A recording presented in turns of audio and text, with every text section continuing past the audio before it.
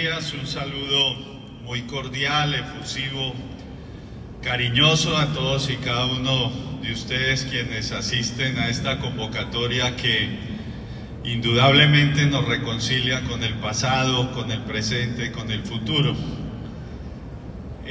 Suelo repetir y hacer una introducción haciendo referencia a lo que es el tiempo. A mí siempre me ha preocupado ese concepto del tiempo porque tiene que ver con lo espacial, con lo físico, con la existencia, con la historia. Y siempre recuerdo una reflexión de un argumentador del medioevo que decía que no existe el pasado, el presente ni el futuro, que lo que existe es un presente pasado que es un recuerdo, el presente que es el amor, no como algo sexy o como una relación meramente sentimental, sino como libertad, que yo prefiero llamar autonomía, igualdad, que prefiero llamar justicia, y solidaridad, que prefiero llamar construcción de multitud o de comunidad. Y un presente futuro que es la esperanza. Eso es lo que hoy nos convoca. El problema de los páramos y el problema del medio ambiente, el problema de la ecología, no es un problema meramente técnico, es un problema también político y económico. El ser humano, por primera vez en la historia de la humanidad, tiene en sus manos el destino de la especie, es decir, tiene la posibilidad de destruirla. Antes, en la historia del ser humano, eso no había sucedido. ¿Y qué es lo que ha llevado al mundo al estado de cosas en que hoy nos encontramos respecto a la crisis ambiental, al calentamiento global, a todo eso de lo que se habla cotidianamente? Pues es un sistema de producción que basó todo en el consumo. Nosotros dejamos de educar ciudadanos y empezamos a educar consumidores. Hoy todo es productividad. Hay que producir, hay que producir, hay que producir, hay que ganar, hay que ganar. Y a ese ritmo, el mundo no va a aguantar. Y no lo dice un castrochavista, porque ustedes dirán, de pronto nos resultó castrochavista. No. Eso lo dice el Papa Francisco en sus dos encíclicas, Laudatio Si y Fratelli Tutti. Él lo que plantea es que estamos viviendo un sistema económico que fracasó y que hay que inventar algo nuevo. ¿Qué? No sé todavía, porque el comunismo pues también fracasó. Hay que inventar algo nuevo. Y pienso que la pandemia nos dejó muchas lecciones, pero nos dejó sobre todo una. Ustedes recuerdan que las farmacéuticas no liberaron las patentes para que las vacunas fueran producidas de una manera libre por aquellos estados que no podían tener acceso a esos recursos. Prefirieron que millones de seres humanos murieran antes que dejar de tener ganancias. ¿Ustedes no creen que esa es una gran lección de la pandemia? Es decir, esa solidaridad que nos había planteado la globalización de los derechos humanos, de que los países ricos iban a colaborar con los pobres, de que los países desarrollados iban a poder mitigar el hambre, eso era pura macumba. Eso no sucedió durante la pandemia. Durante la pandemia las grandes potencias se dedicaron a acumular vacunas para que sus habitantes pudieran vacunarse indiferentemente de lo que les sucediera a los países en vías de desarrollo. Entonces esa es la primera reflexión. Todo esto tiene que ver, el tema ambiental, con un tema político, con un tema económico. Con paños de agua tibia no vamos a resolver esto, porque existen diferentes ideologías cuando se trata del ejercicio del poder. algunas ideologías plantean que lo importante es la productividad, la riqueza, y otras plantean que más allá de eso está la supervivencia del ser humano. Este tema de los páramos, yo vengo de un departamento en donde está quizá el mayor número de páramos de este país, de Boyacá. Colombia tiene más del 50%, un poco más del 50% de los páramos existentes, y hay dos departamentos que tienen un alto porcentaje de páramos, que son Boyacá y creo que el Cauca. Y hemos podido nosotros vivir muy inmediatamente lo que es el cuidado de los páramos. Es un cuidado que tiene que ver con un sector que sustancialmente ha sido ninguneado, que ha sido ignorado, que ha sido vilipendiado en la sociedad colombiana, como lo ha sido el sector campesino. Los indígenas, nuestros hermanos mayores, fueron reconocidos como objeto o como sujetos de especial protección constitucional desde la Constitución del 91. La negritud de las raizales, palenqueros y afrodescendientes también desde la Constitución del 91. Los campesinos y las campesinas hasta el 2023, hasta hace poco, hasta que un gobierno de izquierda llega al poder, lo reconoce como sujeto de especial protección constitucional. Es triste. Yo recuerdo cuando estuve en el Senado que tratamos de adelantar ese proyecto unas 4 o 5 veces y nunca pasaba de la Comisión Quinta.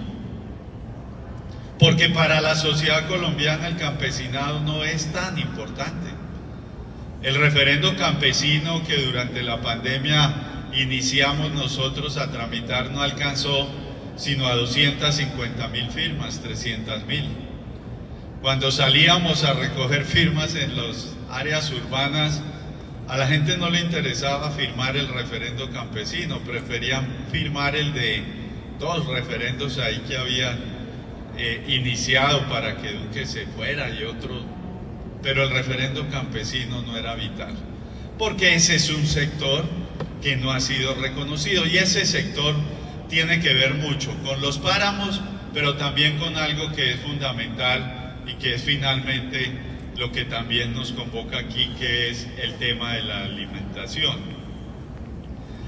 La producción de comida mundial en el 2019 fue una producción que alcanzaba más o menos para 10.000 millones de personas.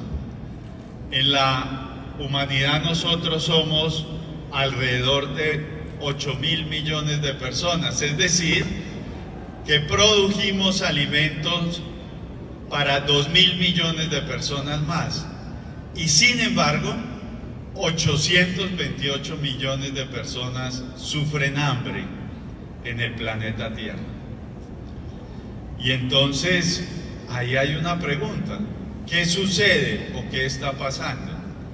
Pues las respuestas pueden ser múltiples, pero pues la primera que se ocurre es que hay un gran desperdicio de alimentos, y hay una percepción de que entre más alimentos produzcamos, menos hambre va a haber, cuando eso no es cierto. Y no es cierto, porque esa revolución verde, que acabó con las semillas nativas, que acabó con la agricultura familiar, la importancia de ella y la economía campesina, pues nos hizo creer que lo importante era que existieran grandes monocultivos y grandes extensiones de tierra en donde únicamente se sembraba de a un producto. Miren, en la pandemia lo que quedó demostrado en este país fue que a nosotros nos alimentaba el sector de la economía campesina, es decir, ese 1.600.000 familias que son dueñas y dueños de pequeños predios y que generan alrededor, en algunos datos, el 83-84%, lo veremos adelante, o en otros datos el 72% de lo que nosotros consumimos. Es decir, a nosotros los colombianos no nos alimentan los grandes productores de comida, sino la economía campesina. Esa economía campesina, entonces, es la que merece nuestra principal atención.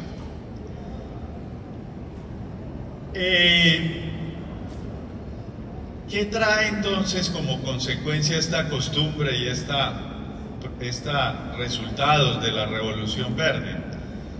Pues que los que pueden pagar los alimentos, los que lo podemos pagar, comemos lo que queramos. Los otros deben comer, si es que pueden comer, lo que les toca. Hay un dato que a mí siempre me ha impactado, y es que hay más desnutrición en las áreas rurales que en las áreas urbanas. Cuando es en la ruralidad en donde se producen todos esos alimentos. Y ello tiene pues unas causas que son bien complejas y que seguramente en otra oportunidad podríamos discutir. Pero es que los precios de los alimentos dependen de lo que se logre distribuir respecto a la ganancia en toda la cadena productiva. Es decir, si un fenómeno natural ocurre, los alimentos suben de precio. Si el combustible sube, los alimentos también suben. Si hay mucha demanda, los alimentos suben. Es decir, no hay un regulador que en determinado momento le pueda dar acceso a todos los ciudadanos a ellos. Recuerden ustedes que en los años 90 nosotros éramos autosuficientes en el 92% de los alimentos que consumíamos. Hoy estamos importando alrededor de 15-16 millones de toneladas de alimentos. Y esto no fue algo que sucedió por azar del destino, sino fue algo muy planeado. Desinstitucionalizaron el agro y lo desinstitucionalizaron acabando con instituciones como el IDEMA, el Instituto de Mercadeo Agropecuario, que era el que regulaba todo la oferta y la demanda. Acabaron con la Caja Agraria. ¿Y todo ello para qué? Pues para que el campo cada vez produjera más y se pudieran importar alimentos. Hoy ya no tenemos ese autoabastecimiento que teníamos en los años 90. Y entonces, desde nuestra institución, el Servicio Nacional de Aprendizaje, estamos trabajando en una estrategia de articulación, porque el SENA siempre ha trabajado con el campo, pero en muy bajo porcentaje. El 92% de nuestros programas de formación están dedicados a la mediana y gran empresa y a la mediana y gran expresión económica de la agroindustria. Solo el 8% está dedicado al sector rural.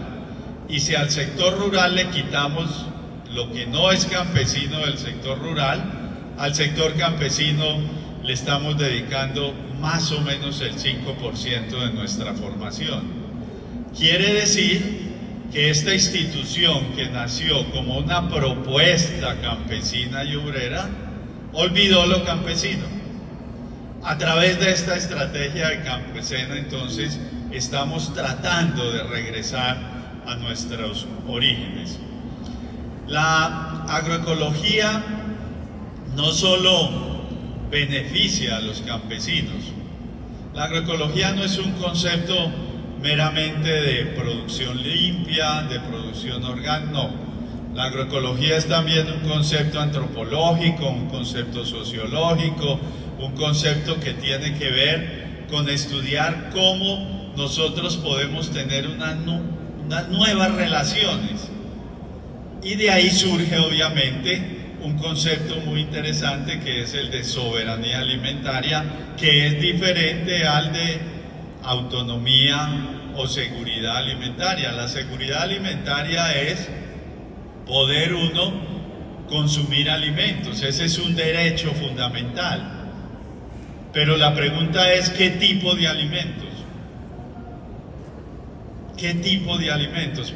Pues uno diría que es el que uno consume en su contexto, en su círculo, en su territorio, no el que se impone desde actividades extranjeras producto de esa revolución verde. Ustedes recordarán que esa revolución verde, algún paréntesis, se dio con base en la seguridad alimentaria y entonces nos dijeron en el mundo hay que producir alimentos para que todos nos alimentemos.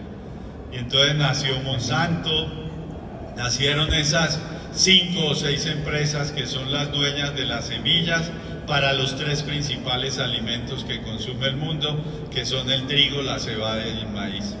Es decir, el mundo está siendo alimentado por 6 empresas que obviamente producen semilla con manipulación genética, transgénica, a la cual nosotros no tenemos acceso. La semilla nativa del campesino, de la campesina, de los indígenas, de las indígenas, si no tienen una certificación del ICA no pueden ser cultivadas. Por eso en mi departamento, por ejemplo, campesinos y campesinas cultivan a escondidas la papa. Eso es grave, eso es vergonzoso. Esa revolución verde entonces fue la que produjo ese concepto y entonces nace un concepto que se da a través de un movimiento que se denomina Vía Campesina, que dice no hablemos solamente de seguridad alimentaria, hablemos de soberanía alimentaria, es decir, que cada pueblo se alimente de acuerdo a los productos que identifiquen su existencia. Y eso hace que entonces la economía campesina, la economía familiar empiecen a ser relevantes. Para conservar esos ecosistemas estratégicos como son los páramos, ya lo han dicho aquí quienes han intervenido, entonces se hacen necesarias muchas acciones. Por ejemplo, en Boyacá, pues se cultiva la papa a más de 3.100 metros, ¿cierto? Y esa es una necesidad que ha sido producto de campesinos y campesinas que en determinado momento no han tenido la posibilidad de acceder a la propiedad de la tierra. Si no tienen esa posibilidad, pues buscan dónde cultivarla.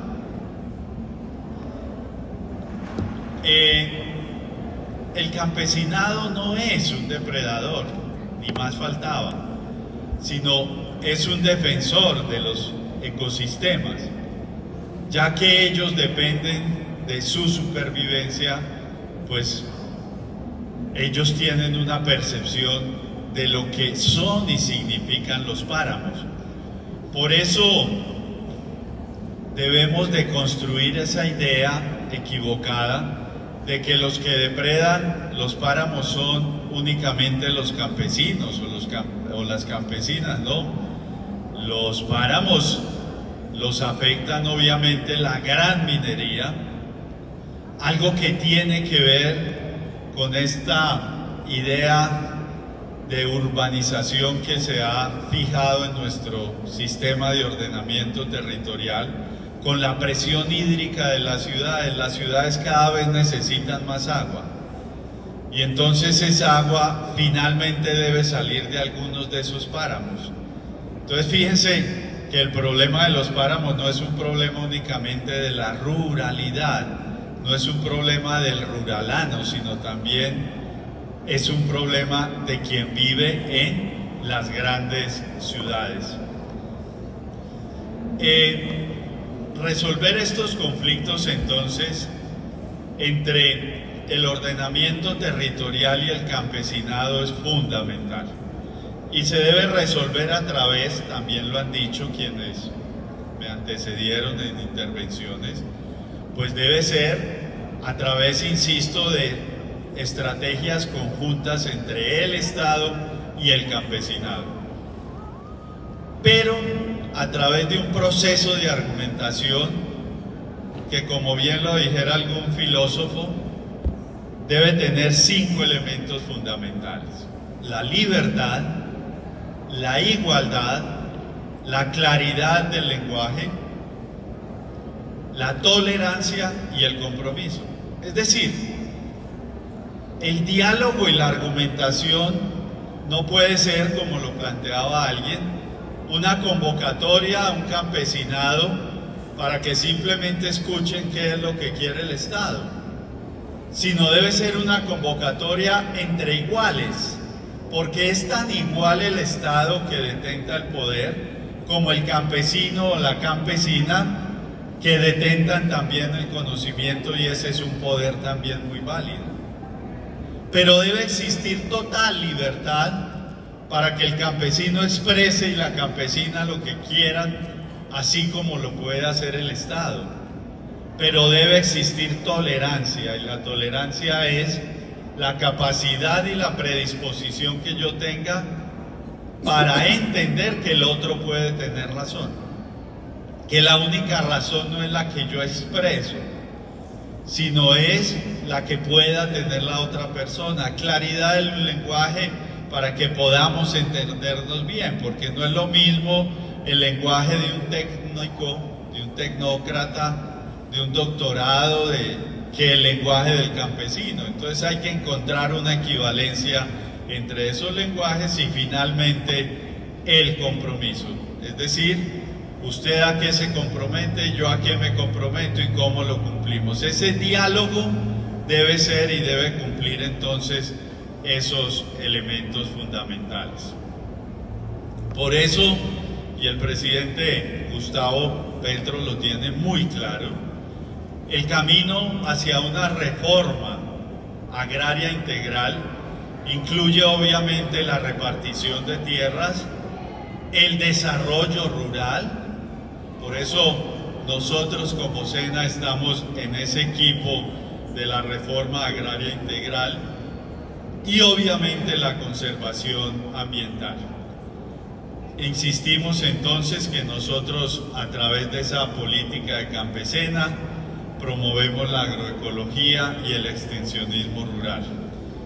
Desde nuestras territoriales de Santander, desde las territoriales de Boyacá, del Cauca, de todas las del país, nosotros estamos promoviendo todas estas acciones. El SENA es quizá la institución más querida por los colombianos, siempre lo dicen las encuestas. La última encuesta ocupó el primer puesto el Servicio Nacional de Aprendizaje y el segundo puesto el Chocorramo. Esta vez ya quitaron al Chocorramo del segundo puesto, pero el primero sigue siendo nuestro. Y es una institución interesante porque a través de sus 33 regionales, de sus 117 centros, de sus 384 sedes, más muchas subsedes, nosotros llegamos a 1.108 municipios, 9 municipios, 1.109 municipios de los 1.113. Y en ese ejercicio instruimos alrededor o formamos alrededor de 8.400.000 personas en formación complementaria, técnica y tecnológica. Por eso nuestra presencia en todos estos foros en donde tenemos la oportunidad de contar qué estamos haciendo es tan importante. Desde la regional de Santander, obviamente se está trabajando en el tema de páramos, se está trabajando con los campesinos en cómo poder dialogar con ellos para tener una presencia pasiva en esos sectores, y estamos, pues como siempre, pensando en que todos estos problemas los resolvemos a través de la formación y a través de la educación, que es una herramienta vital. pero no una educación mirada únicamente desde nuestra perspectiva estatal, sino también una educación mirada desde aquellos sectores alternativos. Nosotros decidimos en nuestro SENA que los campesinos y campesinas, inclusive que no tengan ni siquiera el grado primaria, pueden acceder a todos nuestros programas de formación complementaria y técnica. Pero es más, abrimos la posibilidad, y es una acción concreta, para que campesinos y campesinas e integrantes de los sectores de la economía popular puedan ser formadores, es decir, puedan ser profesores. Y esto es algo que es un reto bien interesante. Pero, ¿quién podrá saber más de conservar un páramo que Lucho, que vive en el páramo de Siachoque y que es el que lo cuida si no le paguen ni 5?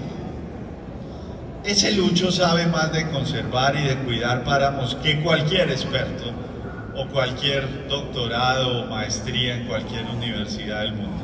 No les quepa la menor duda.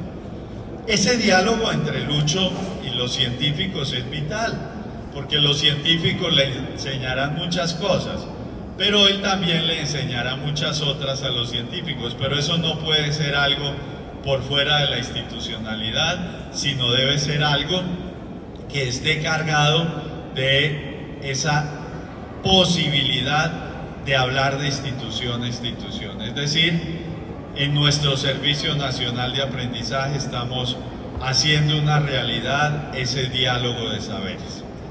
Termino agradeciéndoles y haciendo una reflexión.